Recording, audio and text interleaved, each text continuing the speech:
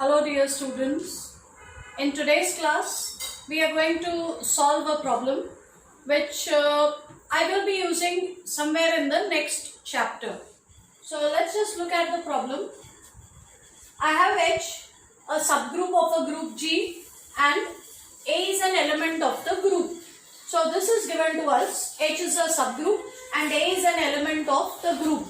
We have to prove that this new set AH, A inverse, which is defined as A small h A inverse, where H lies in capital H, we have to prove that this set is a subgroup of G. The elements of this set look like a product of three elements, where the first element has to be A, last element has to be A inverse. You only have the freedom for the middle element, but that too it is limited freedom. This middle element has to be from inside the set H. So every element in this set looks like a product of three elements. First element being A, last element being A inverse, and the middle element being an element of the subgroup H. So firstly we have to prove that this is a subgroup, and then we have to answer the question, what would be the order of this set if H is finite? So firstly, irrespective of whether H is finite or no, let us prove that if H is a subgroup, then this new set also becomes a subgroup.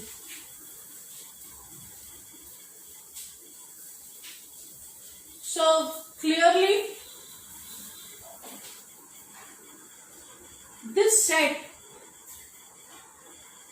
is a subset of G because A lies inside G, H lies inside H, H is a subset of G. So this element is in G. So every element here is definitely inside G. So this set is a subset of G. Let us now prove that the most important element, that is the identity, lies inside this set.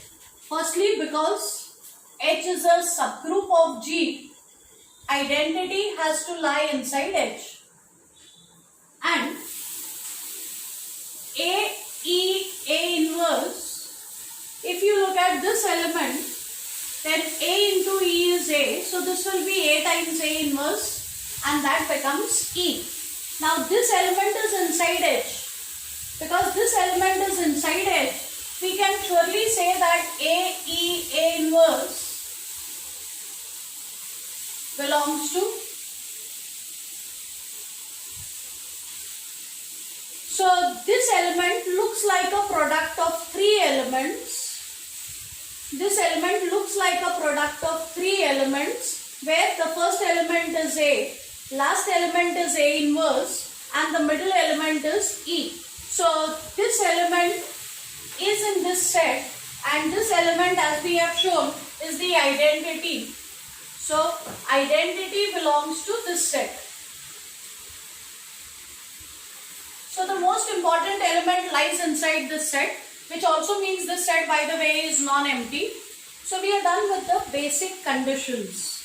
We now look at necessary and sufficient conditions for this set to become a subgroup.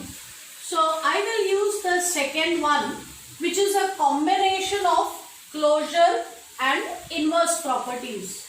So let us take any two elements from the given set.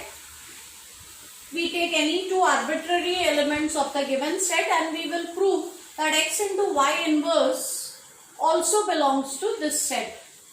But firstly, because X lies in this set, X has to look like a product of three elements. First element has to be A, last element has to be A inverse, and this middle element has to lie inside H.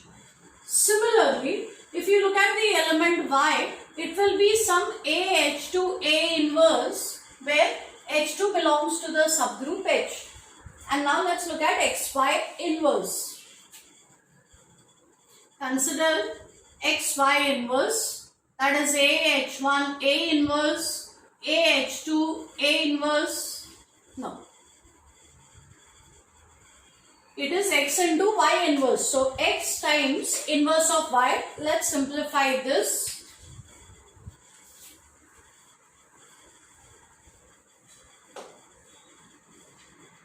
let's open out the second bracket. Inverse of the product is product of the inverses taken in the reverse order. So this element xy inverse will be A, H1, A inverse, inverse of the last element, then inverse of the middle element, and finally inverse of the first element. When you take inverse of the product, you go in the reverse order. So this becomes A, H1, A inverse, A, H2 inverse, A inverse. Now this A inverse A will be identity. Identity can be either absorbed with this element or this element. So that leaves us with A, H1, H2 inverse, A inverse, and I can conveniently write this as a product of three elements. And notice that in this product, first element is A, last element is A inverse. All I need to do is to prove that the element in the middle comes from H. Then this element will also lie in AH, A inverse. So let's prove that that middle element comes from H, but that is easy. Look at the two elements H1, H2. H1 and H2 both lie inside H, and H is a subgroup of G. So H1 into H2 inverse has to lie inside H. So H1, H2 inverse lies inside H, and therefore this element xy inverse belongs to the set AH, A inverse. That means this new set that we have defined, AH, A inverse, this is also a subgroup of G. So if H is a subgroup, then for every element A, the set AH, A inverse also becomes a subgroup. So that takes care of the first part of the problem. We would now like to know what would be the order of this set if H is finite. So firstly, I will prove that this set is the elements of this set are in a 1-1 correspondence with the elements of H. And I have done this just a few lectures ago. To prove that there is a 1-1 correspondence between the elements of two sets, we need to establish a function from one set to the other, and that function should be 1-1 as well as onto. So define a function f from H to AH, A inverse, and define it in the most natural way by sending the element H to the corresponding element AH, A inverse in this set. So we will now prove that this function is 1-1 as well as onto. Even in that video, I had mentioned that most students have some problem with proving how to prove that a function is 1-1, how to prove that a function is not 1-1, how to prove that a function is onto or it is not onto. So if you are facing similar difficulties, then mention in the comment section below, either in this video or in the earlier video. If there are enough number of students with this kind of requirement, I will make separate videos on how to prove that a function is 1-1, onto, and so on. So please mention in the comment section below. If quite a few of you write it, I'll consider making such videos. Okay. So let us now prove that this function is 1-1. So at the moment I don't have an option. I have to assume that you all know how to prove that the function is 1-1. Let us assume that the images of two elements are the same, and our goal will be to prove that the elements are equal. So look at f of h1. F of h1 by definition is a h1 a inverse. F of h2 is a h2 a inverse. So if the images of these two elements are equal, this is what will happen. And this is a group. So I have left cancellation law, I have right cancellation law. By cancellation laws, I will get h1 equal to h2. And therefore, this function is 1-1.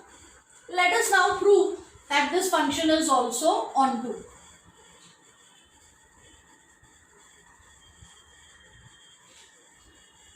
To prove that this function is onto, we start with an arbitrary element of the codomain and we will have to find an element in the domain whose image is this.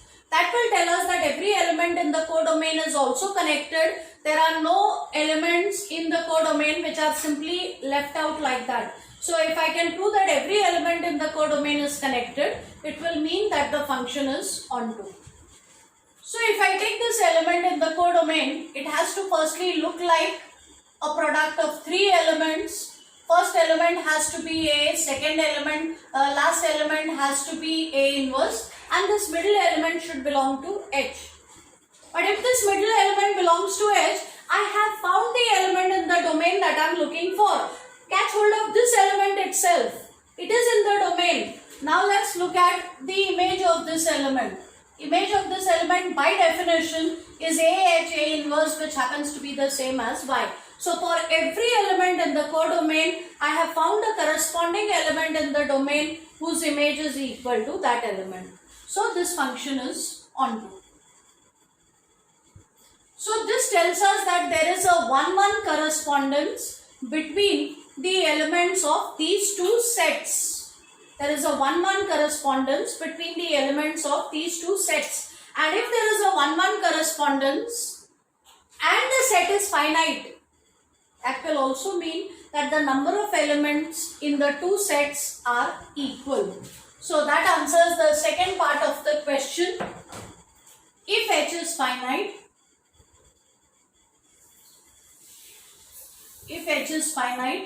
then order of this subgroup will be the same as the order of this subgroup.